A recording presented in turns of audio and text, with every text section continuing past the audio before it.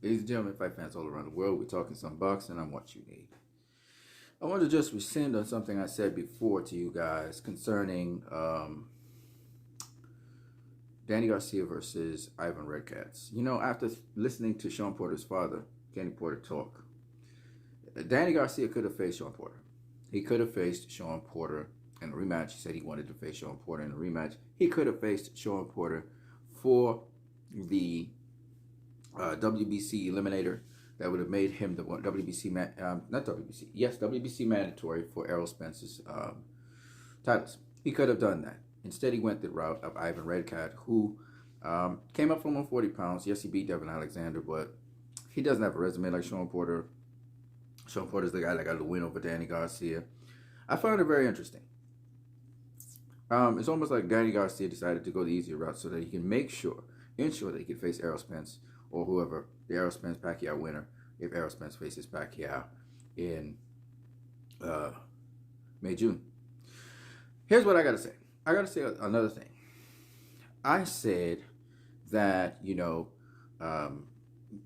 facing Ryota Murata or Terence Crawford facing Patra Teixeira, that those fights are fights that we don't want to see. Well, guess what? Danny Garcia, even though he's not a world champion, even though he's not really high up on the pound-for-pound list, he's facing Ivan Redkach. And I'm thinking to myself, that's not really a fight I want to see. I would prefer to see Danny rematch Sean Porter or Danny versus some other big name, Terence Crawford, for example.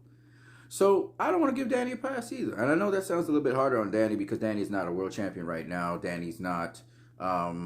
he's not a pound-for-pound fighter, per se. Then people don't universally look at him as pound-for-pound top 5.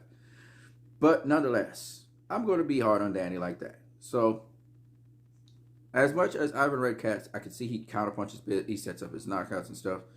Really and truly, who's Ivan Redkach? I mean, no disrespect to Ivan Redkach. He's done what he had to get in position to get the fights that he won. He always wanted to face Danny and all of that. I hear it. But I would prefer for Danny to face a Sean Porter, for Danny to face a Pacquiao, a Errol Spence, a Terence Crawford particularly. Yeah, that's a fight I would really love to see. Terence Crawford versus Danny Garcia. I would love to see that fight.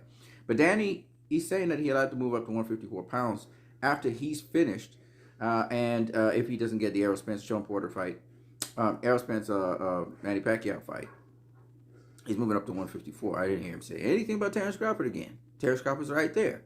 And no matter how much the business aspect, you have to work with different promoters, whatever, it can be done. And I didn't hear it. So we'll see what happens with that. As some people have been saying, I've noticed that PBC has not really been really focused on the WBO champions. I don't know what's the deal with that, but that's something I'm beginning to realize that everybody else has been saying.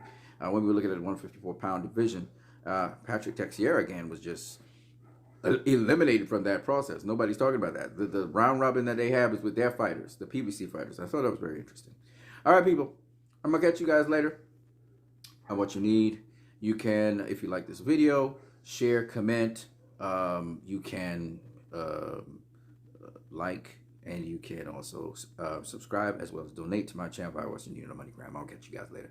Peace.